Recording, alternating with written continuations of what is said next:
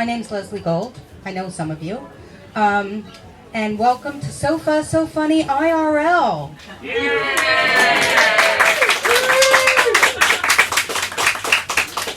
Which might need the subtitle, OMG! This is real, this is happening, I'm so excited. I'm just going to do a little bit of housekeeping stuff. And then we'll get through to our acts. We've got 6 amazing acts on today, plus me. And what can I tell you? Today is my comedy birthday. It is 2 years ago today. I did my I'm gonna do one set and see how that works out kind of gig. And here we are. So yeah, I'm really happy it's my birthday. I'll tell you more about that in a minute because there's something coming up with that. We're gonna have 6 acts on. They're all amazingly funny. Most of them have never performed in real life before. Most of them have performed only on Zoom, so that's exciting. One of them, and I'm not going to tell you which one, has never done stand-up before. This is their first ever gig. Yeah. And so I hope and I trust that you will all give the warmest of warm SoFunny welcomes. Can I trust you to do that? Yeah! Fantastic. I have to tell you, when I started planning this show, I had like a stress stream, because this is also my first show that I'm putting on in real life.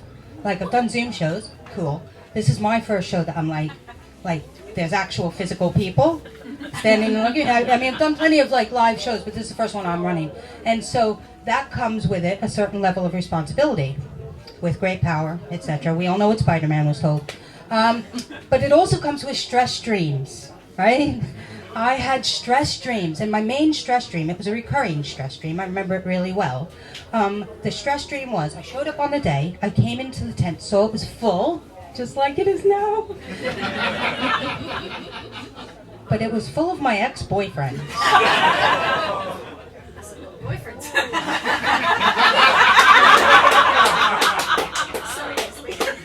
I mean, it's true. And, but the worst thing about the dream, that wasn't the worst thing. The worst thing was I looked down at my hands. You know that thing in a dream where it's like you've got single camera vision, like Blair Witch Project? I looked down at my empty hands and I thought, I don't have my laptop. How am I going to put on a show? But then I sat bolt upright, and my partner can confirm this, and I went, it's okay, it's live. So I don't need my laptop. I've left my laptop at home today. There are no ex-boyfriends in the audience. No ex-boyfriends in the audience, so that's good. So we're going to get started in just a couple minutes, but I have a favor to ask. I know, it's a bit cheeky. It's like, come to my show. I have a favor to ask. My favor is this, right? I told you I started doing comedy 2 years ago. I'm at the point now in my comedy career and where I'm starting to do competitions and things, right? And I've got a competition on Tuesday. I know! It's madness! I've got a competition on Tuesday, and it's a knockout competition. And the way it works, all the acts go up and do 2 minutes. If you're funny, you get voted through, you do 3 minutes. If you get voted through from that round, you do 5. And then they pick a winner, and that person gets lots of good things, including a coveted spot at Backyard Comedy Club. So my first favor is, if you're in Bethnal Green on Tuesday night, please come and laugh loudly. But secondly, would you mind if I kind of ran my bits today? Would that be okay? Yeah! Thank you. Who wants the stopwatch? Tasha? Tasha wants the stopwatch. It's really easy. I put little labels on it, so that's reset and that's start and stop. Okay. Dead easy. I'll tell you when. Not yet. Okay. So, before we get on to that, just a couple other things. Faversham Fringe, fantastic venue, and I mean, this is a luxury tent. I think you'll agree. But no, genuinely, I mean, this is the tallest I've ever been. You know, and also, points today, as we're in Olympics time, there's going to be points for mounting and dismounting the stage for the acts. So feel free to make a note and let them know their scores later. But yeah, it's a pay what you want show. Many of you have bought tickets already, and thank you. Thank you. You people, you get a gold star. A virtual gold star, because we haven't got the budget for real gold stars, because it's It's a virtual gold star, but you get that, okay? So it's a pay what you want show. So at the end of the show, my bouncer, my partner, will be stood over there with a little box, and if you want to pay any donations towards the continued running of live SoFunny shows, that would be very well appreciated. And if you don't have cash, that's okay. We take cards as well. Last note before I go on to my silly 2 minutes. Heckling. I mean, I don't think any of you are hecklers, are you? No! I forgot Ian was going to be here. Okay, listen, here's the thing. If you're watching the show today and you think of something amazingly funny that is like worth our time all hearing and you want to heckle, I'm going to ask you to make a note of it in your phone quietly, or on a scrap of paper. If you're old school, that's cool too. Make a note of it, because here's the thing. I have no problem putting on a first time act. So you make a note of it, you come see me afterwards, I'll put you on the next SoFunny. Is that a deal? Yeah. Is that a deal? Cool. Okay, now I need to remember what my 2 minutes were. Tasha, how are you feeling about that stopwatch? Yeah, good. Yeah? So if you hit that, sorry. Okay, there you go. So all you do to start it is hit that one, and then hit it. Do I wait? I like 2 minutes. Just, yeah. I mean, ideally I'll end just under 2 minutes. I mean, and also, by the way, any bets, I think Ian will be happy to take any money you want if it wants to change hands on this. Okay, so I have to remember what I was going to say. What was I going to say? This is what every comic warrior is about. Okay, so we're good. Go. So I moved to the UK in 2003, which doesn't seem that long ago, until you realize in 2003 YouTube didn't exist. Jimmy Savile was still a national treasure. And everybody thought George W. Bush was going to be the dumbest American president of all time. So as an American immigrant living in the UK, my friends on both sides of the pond expect me to be an ambassador for both countries, right? But neither embassy pays me. I get no diplomatic immunity. I don't even get free Ferrero Rochers. You know? But my British friends ask me all the time, why don't Americans travel more? And I try and explain, America's a very large country, right? It takes the best part of a day's worth of travel to get anywhere worth going. But they don't always get it. So I try and put it in more relatable terms. So I say, look, the distance from New York to Los Angeles is the same as the distance from London to Baku, Azerbaijan. Apparently that's not relatable.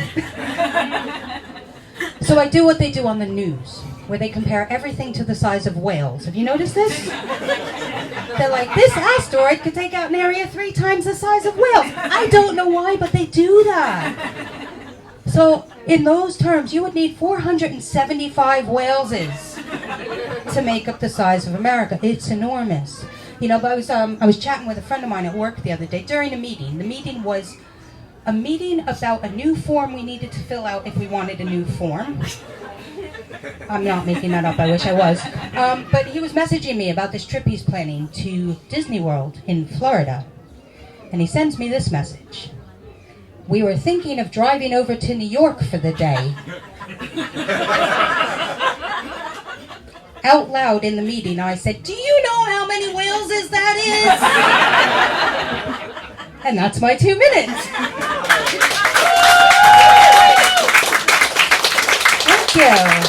Thank you. Okay, so we're going to bring up our first SoFunny act. Are you excited? Yeah! Okay, I want you to give a massively warm welcome to the amazing and wonderful, beautiful and lovely Mitchell Jones.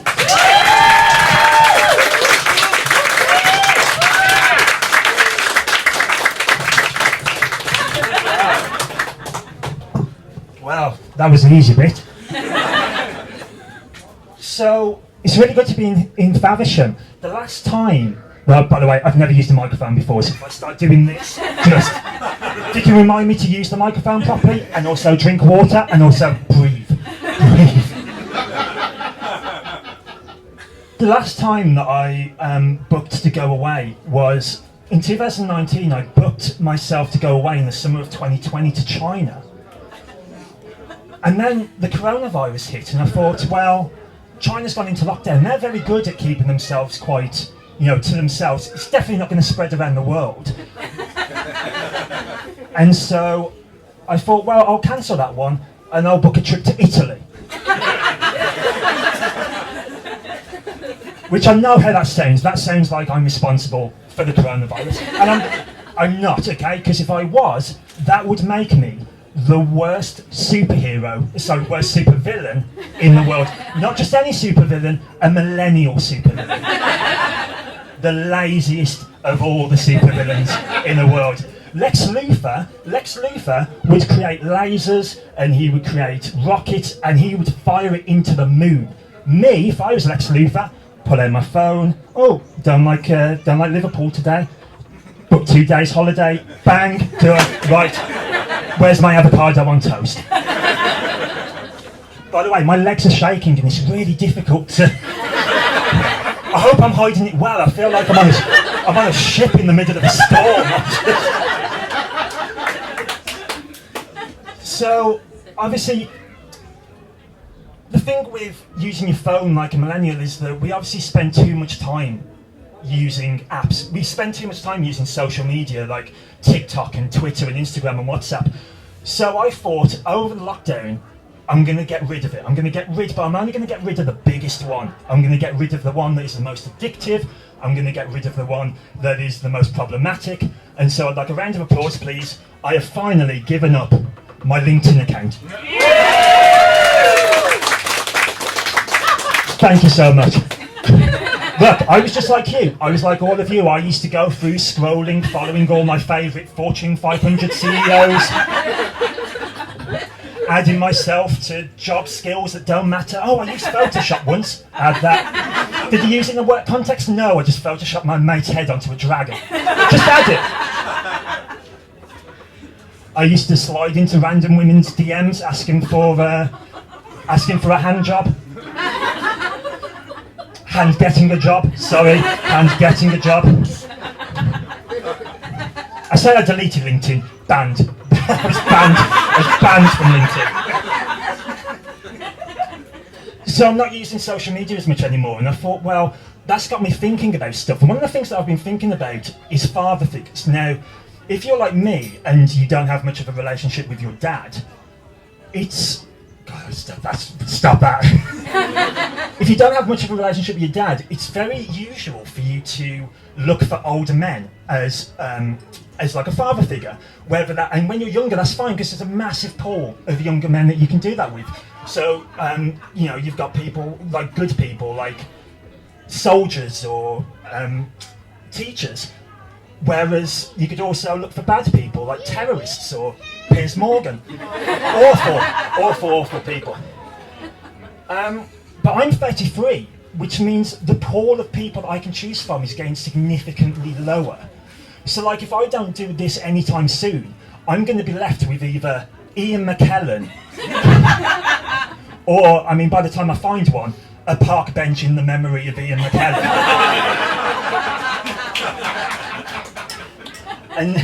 And you might think, well, hold on, celebrity man, current man, or former tree?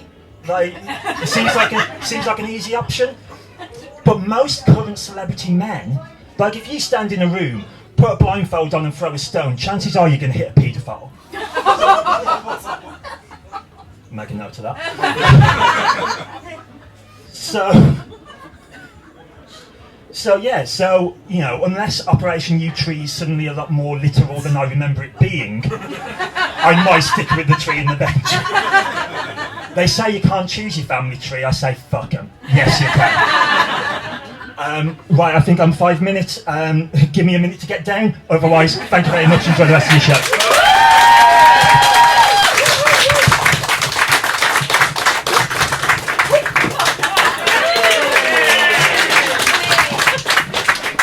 I think we gotta give him a 10 for the dismount there, right? Yeah? Okay, I'm just gonna ask you to keep it going, keep that applause going. We've got our next act coming up, the wonderful, the incredible Lisa Simpson.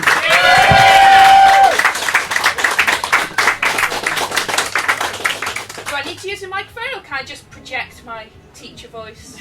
Okay, right, well I'm quite happy to project as long as you can all hear me. Just in case you're not familiar with me, I'm Lisa Simpson, which means I'm a really, really, really smart 8-year-old girl. Some people do tell me that was a few years ago, a few decades, but I'll just ignore that. So I'm on my school summer holidays at the moment, and the great thing about having school summer holidays when you don't have any kids of your own is you've got time and space for projects. Now, everybody loves a good project, don't they? Yeah? Yeah! So, my first project, Easter last year, I decided that I was going to improve my tech skills, get a bit of an upgrade. So, I did my research, quite a lot of research, and then I realised I had a slight issue in that the operating system I was running at the time, in April 2020, was basically gin. Yeah, and around that time I also started to consume quite a lot of eggs. Not the chocolate kind, the eggy egg kind. Now, my parents had taken it upon themselves at the start of lockdown to buy me a box of half a dozen eggs every week. So, initially, my mum would come there with the box, placed it on my doorstep, ring the buzzer and then run to the end of the path. It was like a really warped version of Knock and Run, or being stalked by a chicken.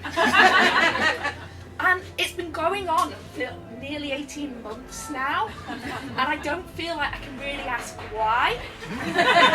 So I've been thinking, and I thought, this started around the time I turned 36, so maybe it's a grandparent hint about running out of eggs. Yeah. So I'm waiting to see how long they're going to persevere, whilst I'm also trying to reduce my intake of animal products. It's become a little bit of a parent versus child standoff, waiting to see who's going to cave in first. But my sister, of course, has been spared all of this because she lives at the other end of the country. So I'm thinking that our parents potentially owe her 432 eggs, which could make for a fairly interesting family Christmas. But it does at least give her a chance to prepare for when she turns 36 next year. So I'm just left with a stack, like 2 feet high stack, of egg boxes. Why have I kept them? 3 reasons. 1, I can't be arsed taking them down to the recycling. 2, it's my egg box stacking project, where my parents have done most of the work for me and funded it. And 3, I'm a brown owl. I'm a brownie leader. Not the chocolate kind, the 8-year-old girl kind. So, I quite like a craft project, and I quite like having things just lying around to use for my craft projects. And I get this slight evil delight when it gets to the end of a meeting and you get this brownie dad walk in, looking fine, still in his suit, and his little girl's there, like with this cardboard creation that is dripping with not quite dry paint and sticky from not quite set glue, and he just sort of smiles politely and says thank you to us, whilst wincing at the thought of this thing sliding around the seat at the back of his midlife crisis car. So yeah, I too take far too much delight from that. So although I said that the great thing about having school holidays means I can get on with projects without kids, I end up doing kid projects, because of course I'm going to do kid projects. I'm Lisa Simpson.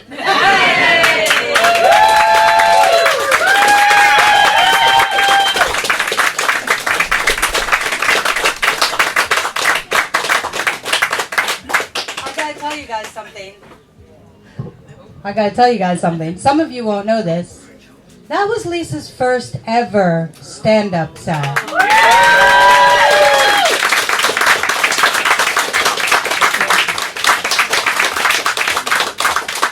I mean, come on.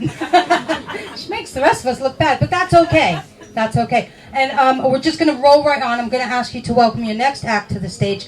Unlike most celebrities with just one name, Bono, who else we got? One named celebrities. Cher. Meat. Is that one? Is that 2?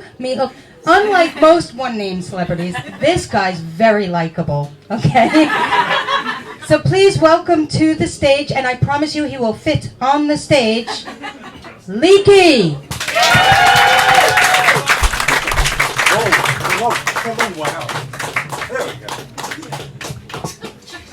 Well, I think I might, if I'm lucky, I might become like, some way. I'm going to be holding the stage up if. So if it collapses, then it's fine. So yeah, I'm Leaky, and I'm what happens if you cross much beloved ex-teacher and comedian Greg Davis. Seriously, really don't want to cross him. So yeah, I struggle. I have ADHD, which means I struggle with timekeeping. Which means you're either going to get a good 5 minutes from me, or you'll get 7 or 8 minutes followed by a very short woman trying to wrestle me off the stage. So that's a thing. And one of the things that because of the ADHD, I've got myself one of those habit tracking apps. So the other night I went outside to work on my streak, and got arrested for indecent exposure. Yeah. That night there was a fair bit of curtain twitching down the street, which is a surprise to me because this body isn't normally a turn on for anyone. I'm going to address the elephant in the room now. Yes, Dumbo. Yes, Dumbo. I am this tall. Yeah, despite the size of these ears, I can't fly. And as you have probably thought, yeah, those crows are both utter pricks and horrendous racial stereotypes. One or two times, women have come up to me and gone, "Fuck me, you're tall." And I've been really disappointed because it wasn't a proposition, apparently. I looked out my window the other night, and there was some people. There was a man walking very strangely. He had his arms like pressed up against the sort of. It was like he was like pressing his arms against the night sky. It was most weird.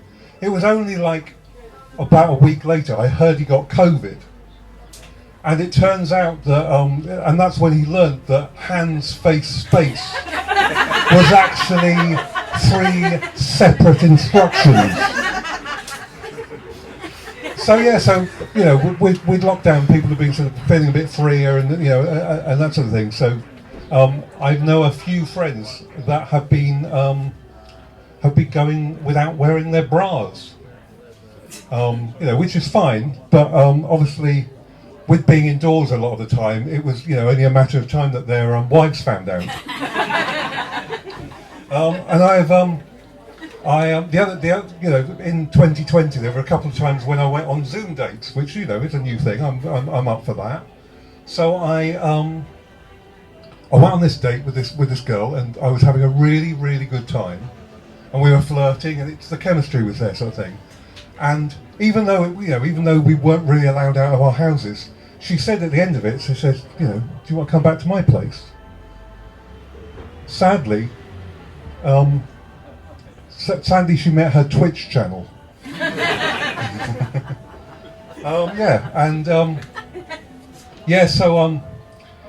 I go on dating sites, and on Tinder I have a problem, which is mainly that this is a swipe left face. I know, it's sad.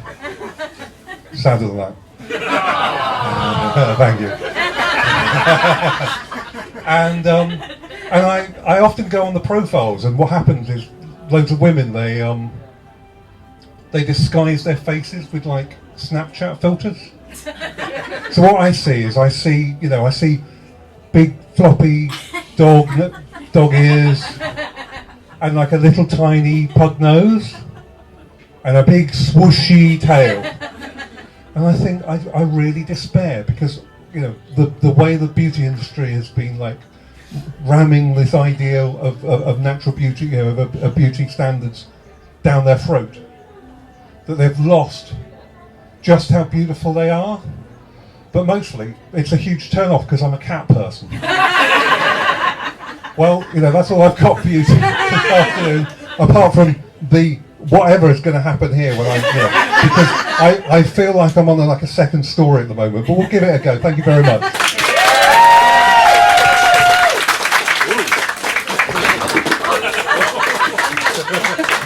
I'm fine.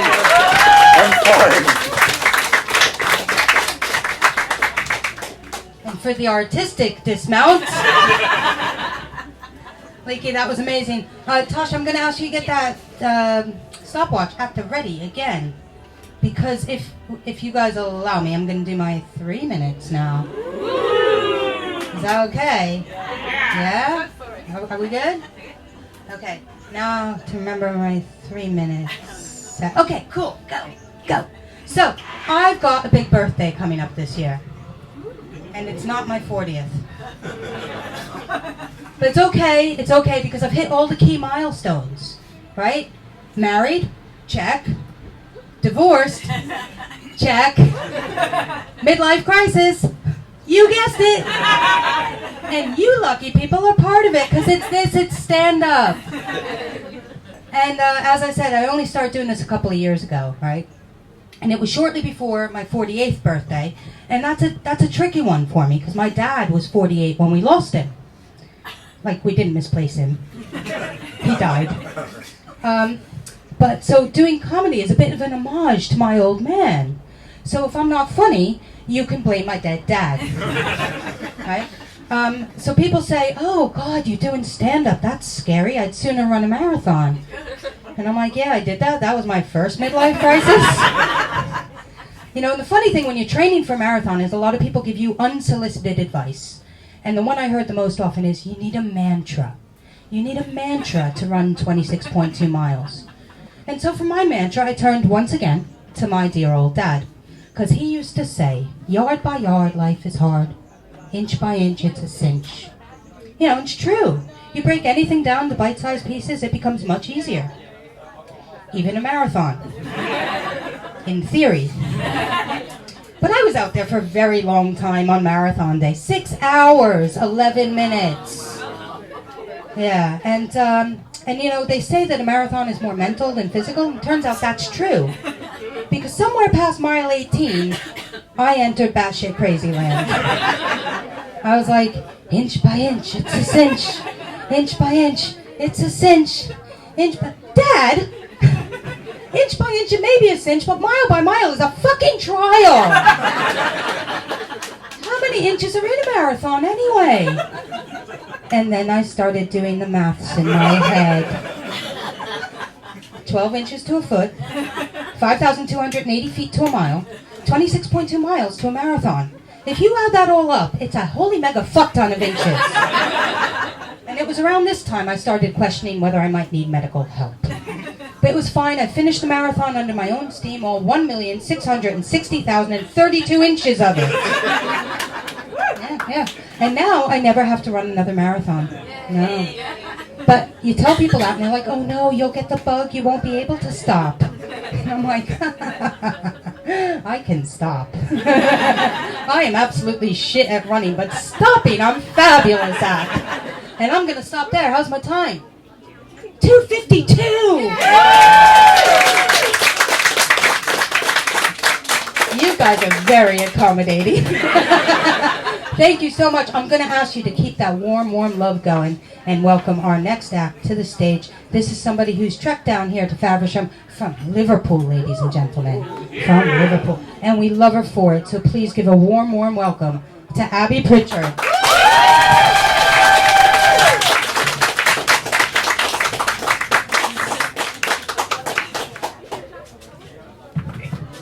Hello. As Leslie said, I came down here from Liverpool, which is why I'm going to have to make this quick because this is very far outside my natural habitat. It's already started happening. I blacked out the second I realised I couldn't get an Uber here. It's scary.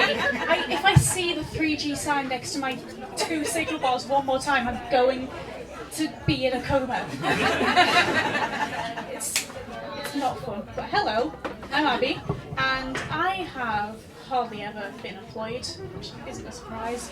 But not for lack of trying though. I've applied to like 1 million retail jobs back home. It's just that they want someone who can actually stock the top shelves. So I'm not ideal. But I have had a job. Yes, a job, singular, and it only lasted for 2 weeks. You don't need to know why.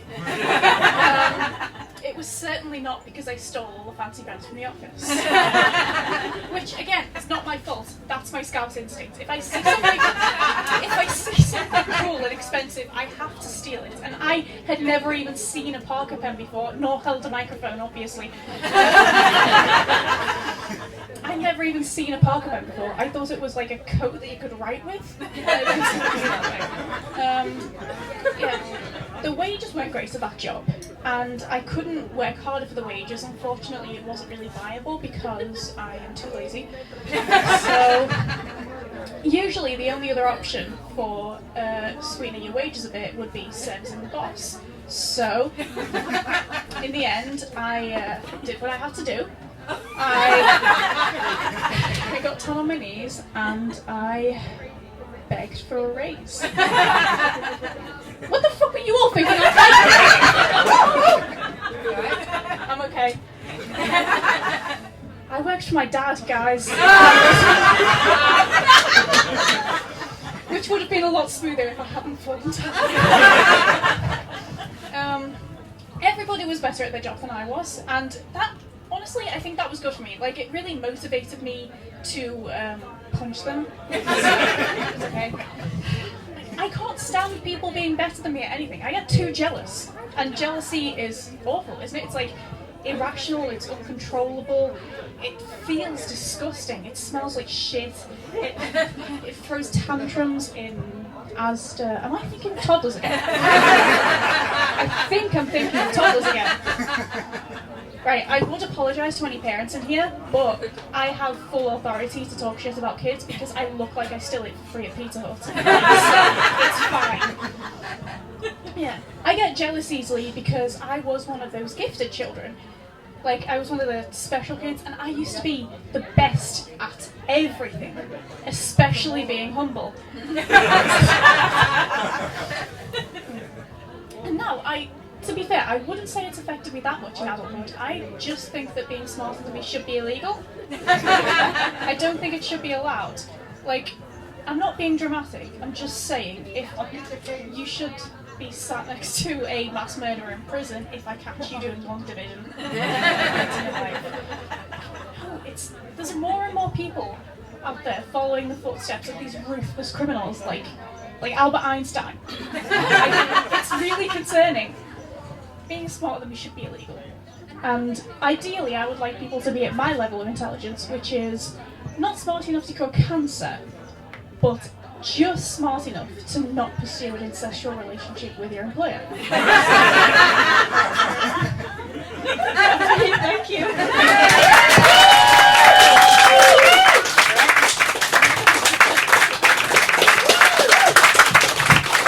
Outstanding. Great job, Abby. And again, that was Abby's first live gig as well. Fantastic. Such a good job. And she's a baby. Honestly. But anyway, be that as it may, we're leaving age aside. I did mention I have a big birthday coming up, but we're ignoring that because Abby's wonderful and it doesn't matter that she's only 20. So can you please give a wonderful, warm welcome to our next act, the amazing, the incredible Laura KOJO.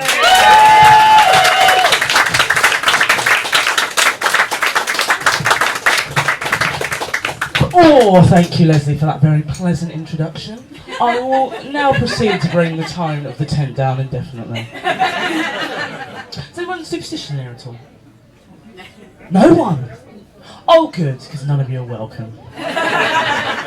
In case that reaction would give me away, I'm not a very superstitious person. Like, I routinely step on cracks. On purpose, if anything. They're getting way too big for their boots, these cracks. I don't care what you think. I'm not letting a crack in the pavement make me look like a prick on the daily. Moving. I don't do that counting magpies thing. People count magpies, don't they? I don't count them. I just ignore them. Straight up ignore them. Fuck them. Fuck birds in general, actually.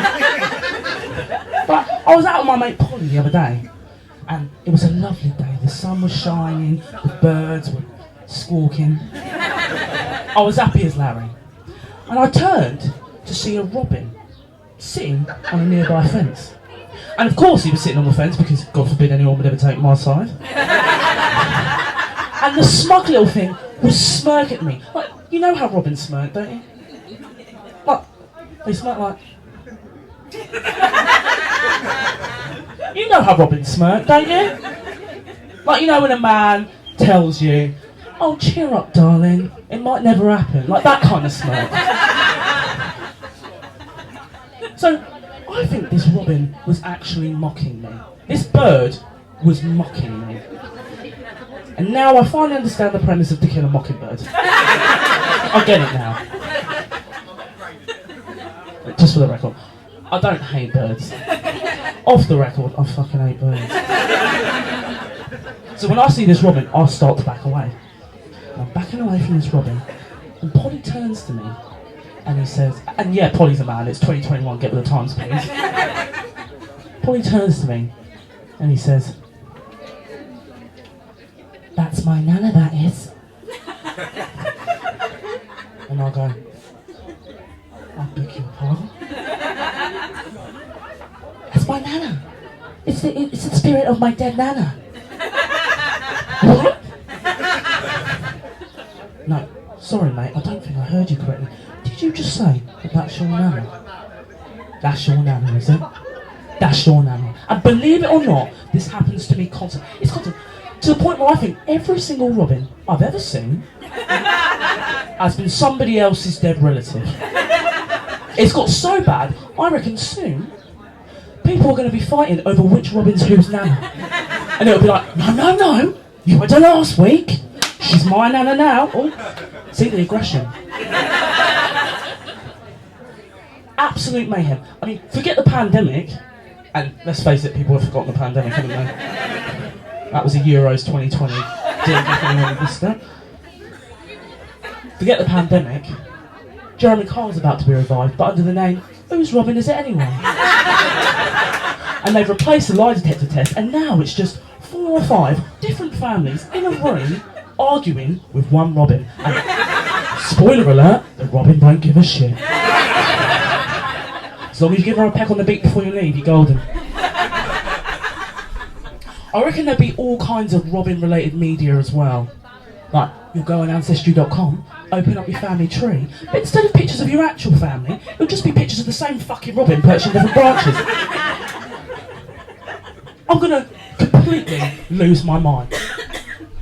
So we're back at the fence, and Polly is now having a full-blown conversation with said nana. And listen, I'm not proud of this next bit, but I did lose it. I said, enough! I have had enough of this nonsense, Polly. Going home. Nan, you coming or what? You've been a pleasure, thank you very much. Oh, let's see how this goes.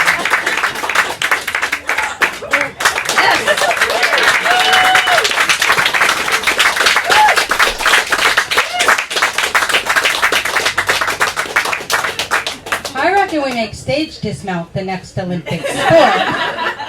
Yeah? I mean, we could have the team for, where is it in 2024? Who the fuck knows? Paris, yeah. Well, let's all go to Paris. Yeah? Cool. Okay, by then the world will be back. Anyway, okay, we've got your headline act for today. Now, this is an act who had their very first ever gig on the SoFunny stage back in December. And since then, he's been trying to overtake me at gigging. This close. And he's brilliant. He's absolutely brilliant. I think he's fantastic. He's proven that he does own trousers, which is great because we were all wondering when he was just on Zoom. You know, because he's always very well attired from the waist up, but you never know. You never know. But as we've already figured out, we're not on Zoom. We are live today. So please give a huge warm welcome to the one and only Nick Kirk.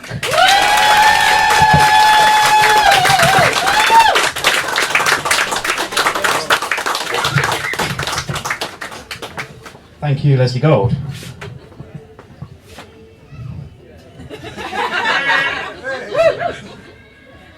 Yeah, you're right. This is what it looks like when you put Humpty Dumpty back together again. Now, genuine element of risk today, because they're here in the tent, but we should talk about my parents. Let's see if I get a lift home afterwards. Or an inheritance. I was raised in a loving, stable home by a couple who this week celebrated their 49th wedding anniversary. No. Not woo, unbelievably selfish. How am I supposed to mine that for comedy gold? You know, not one of them has had the decency to have either a crippling addiction or a debilitating illness that I can use to get a funny but heartwarming 1 hour show about me out of. Rude. The other comedians make fun of me. They call me names like normal, well-adjusted, Nicky Two Parents. They won't let me hang out afterwards because I don't have daddy issues. I did get one thing handed down, genetically speaking. It's this a lovely full head of no hair that you see before you. Yes, you may have noticed, but full disclosure, I am a bald man. You can tell because the forehead goes all the way to the back. All the way. Some people seem to think that I don't know this. Because on 3 separate occasions, from moving vehicles, I've had shouted at me the word, "Baldy!" I don't get the end game with this one. Do they think I'm suddenly going to go,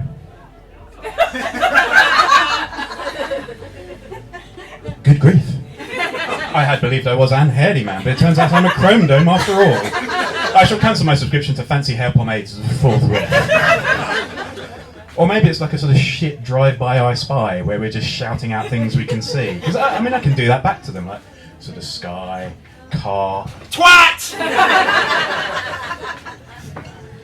The trickiest thing about being follically challenged, as we gentlemen of restricted hair like to call ourselves, is the absolute rampant baldism we get from all of you hairies every single day. Every day, yeah? You've all been doing it to me this afternoon.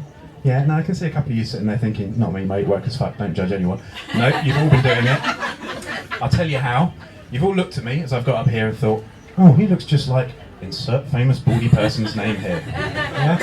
Walter White from Breaking Bad. Greg Wallace, but with a beard.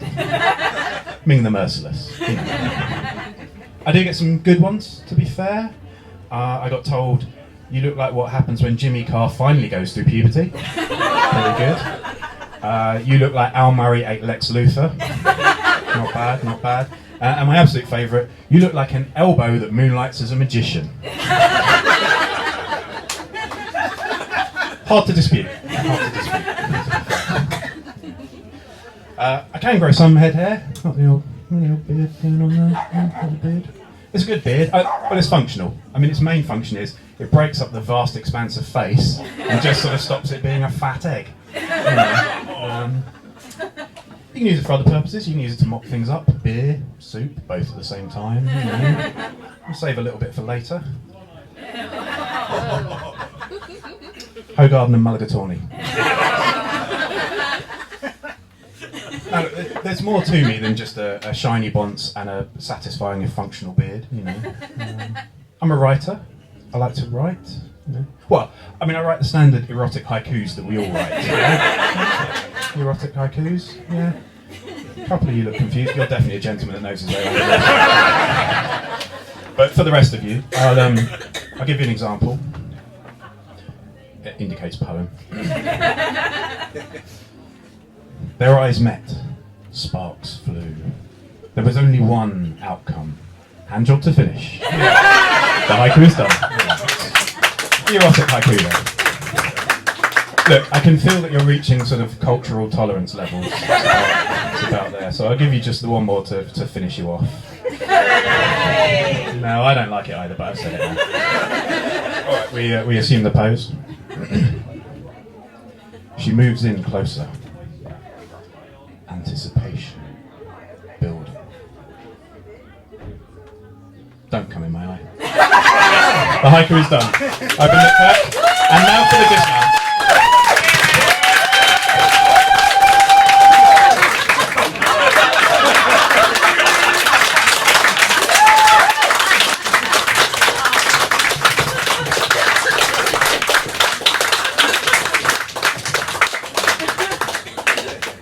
How do I follow that? Guys, will you bear with me while I just do my 5? Would that be okay? Yeah. You sure? Yeah. Thank you. Tasha, my timer extraordinaire. Are you at the ready? Ready. Okay, here we go. This is for the gold. Okay, cool. I had a difficult relationship with my mom when I was a kid, right? And we're in a better place now. And by a better place, I mean I'm here and she lives 6,000 miles away.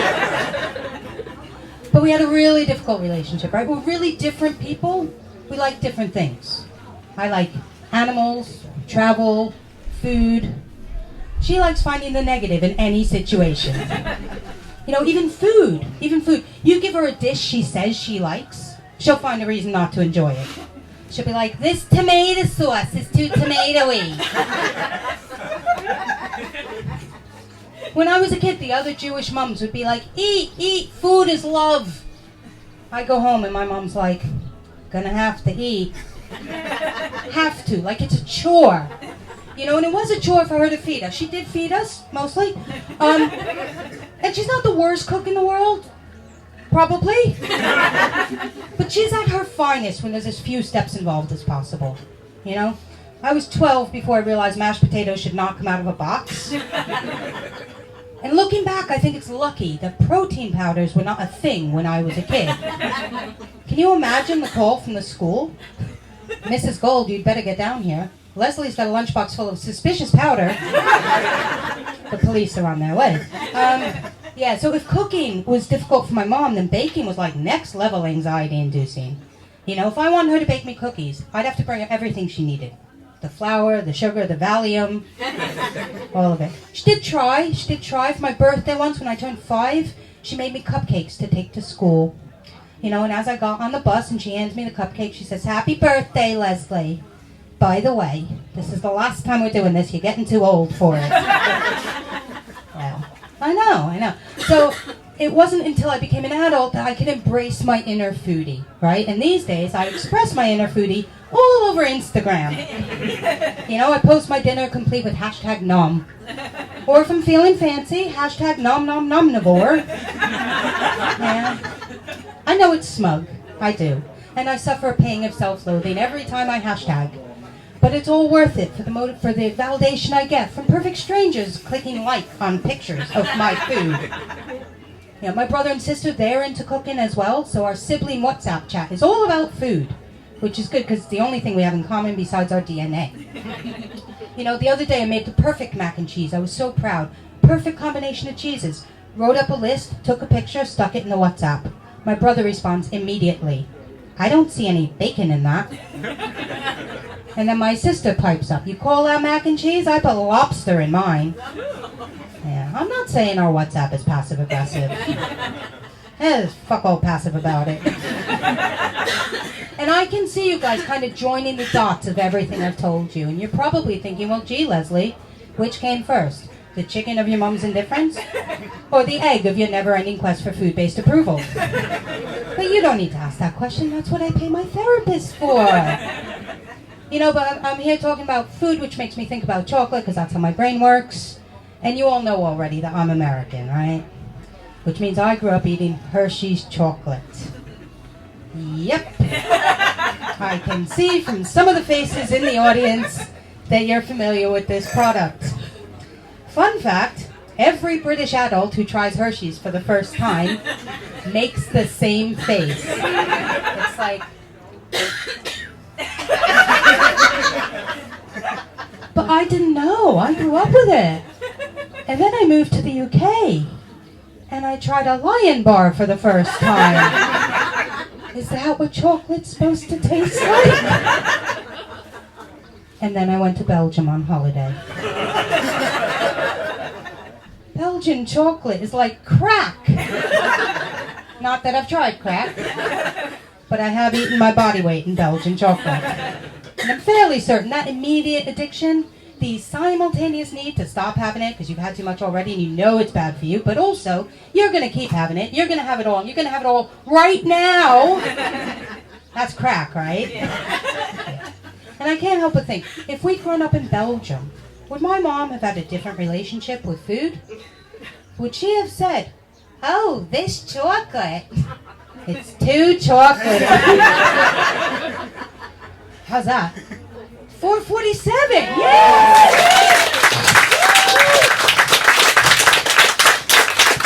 Amazing. Oh, thank you. Thank you for indulging me.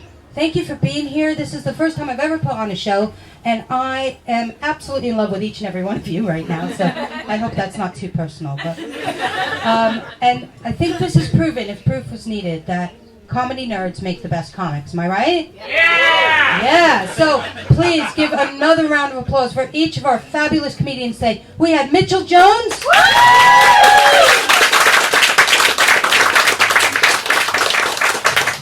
Lisa Simpson. Leaky. Abbie Pritchard. Laura KOJO. And Nick Kirk. I've been your MC. I'm Leslie Gold. I'm going to hit you up for money now. For those of you who bought a ticket, thank you. Genuinely, thank you so much. That's what's been able to make this show go on. If you want to make a donation towards future shows, that would be gratefully appreciated. My partner, who is the gentlest man I know but looks like a bouncer, will be at the door with a little coin box, and if you don't have any coins or folding money, we have a QR code that links to a lovely Just Giving page. So cards are fine. But regardless, thank you. This has meant the world to me, and I think to all of our comics today. You've been brilliant. Thank you so much.